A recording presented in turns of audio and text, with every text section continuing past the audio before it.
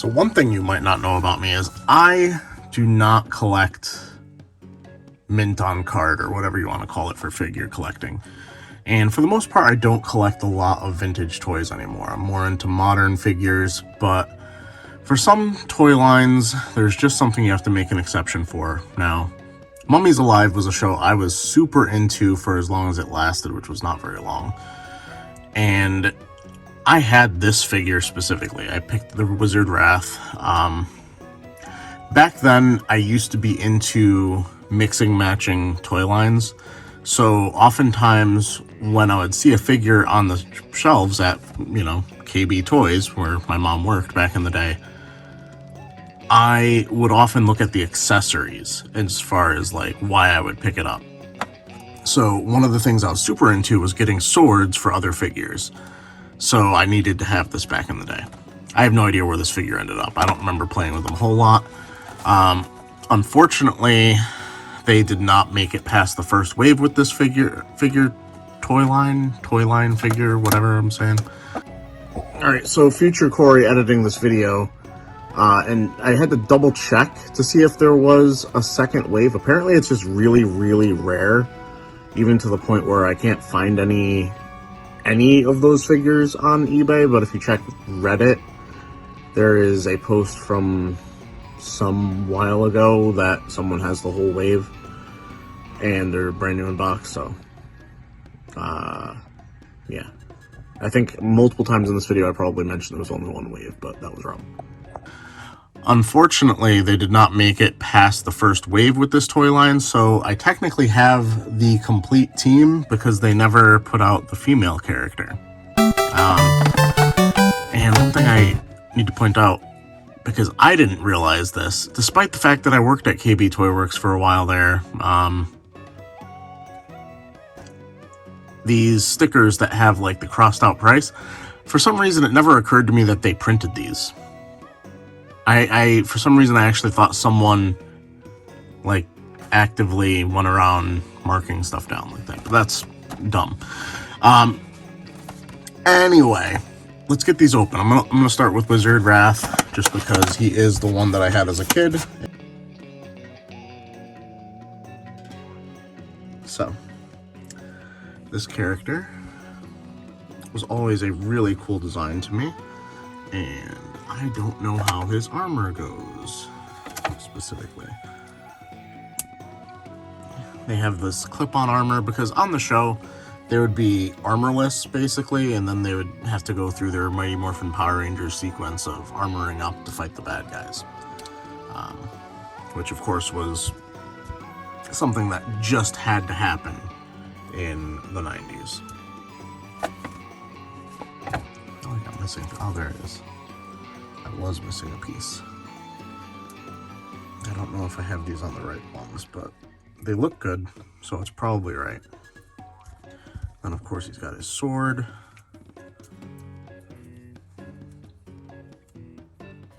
And I gotta give a big shout out to Cruisin' Retro, where I got these on Black Friday. If you saw the video, you would have already seen me pick these up.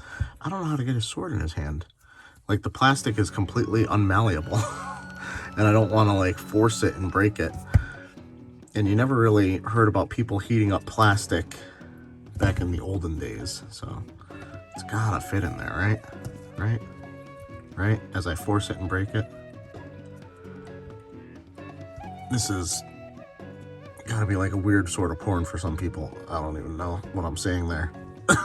Just cut that future self, or don't, I don't know. But here we go. Wizard Wrath, all armored up. Let's move on to the next guy.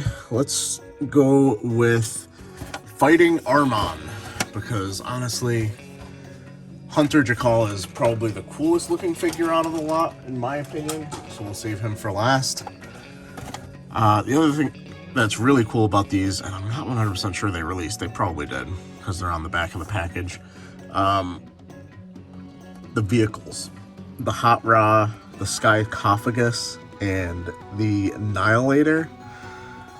Absolutely cool names for vehicles, because everything has to be Egypt.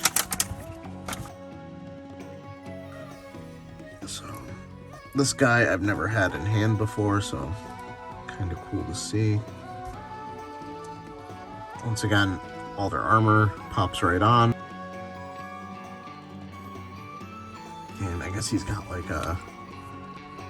Does he have an action here? It looks like he has like a fist that you would think has like a pullback function, like the old,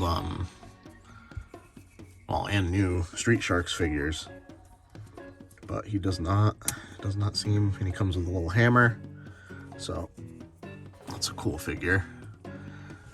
And one of the things that I do like to do is, I'm going to have these displayed on my shelf. Oh, I missed it right on his helmet. Almost threw that away with the packaging. That would have been highly unfortunate. Alright, so one of the things I do like to do is display these as a team on my shelves. Unfortunately, the scaling of them isn't going to make sense with a lot of newer figures. And even some of the older figures, like the main ones I would think to put them next to, since it's probably the only other vintage figure line I actually have displayed on my shelf, is the Warriors of Virtue. And the Kangaroos are just too big compared to these. Just have everything fall out most conveniently. And this guy is really cool because he's got the wings. That's wild. And I guess his weapon is his claws. So he doesn't have anything other than his gauntlets here. Which, of course, I can't get this one to really snap in place. It's gotta fit just right somewhere. That's unfortunate. It does not really want to cling the way it should. Oh, there we go. User error, as usual. And then you have his helmet, which is hard to get on. Am I doing this right? It's like, because it's old plastic, it doesn't want to just do what it should. Like, it's not malleable in any way, shape, or form, kind of like with Wrath's hand. But really cool figures. And I got them for such a good deal on Black Friday. Basically $18 each, brand new. Which, I haven't checked the eBay listings recently. I just know from when I did think of these figures a while ago and looked them up, there was no way I was going to get them complete as easily as this without jumping through hoops or paying up a lot of money. So very happy to complete my Mummies Alive set because I don't need the villains, to be honest. Even with other things like Street Sharks, I kind of happened into getting the villains for them, but for like TMNT, Gargoyles, I'm only really concerned with having the main team of figures, and I'm very happy to have these. Hopefully on the shelf I'm not constantly seeing that their parts popped off and I have to go searching for them, because that is certainly possible with how they do seem to be coming off already. But let me know in the comments below what your favorite old toy line is, especially if it's something you collect for. Like the video, subscribe if you're new, and I'll be seeing you.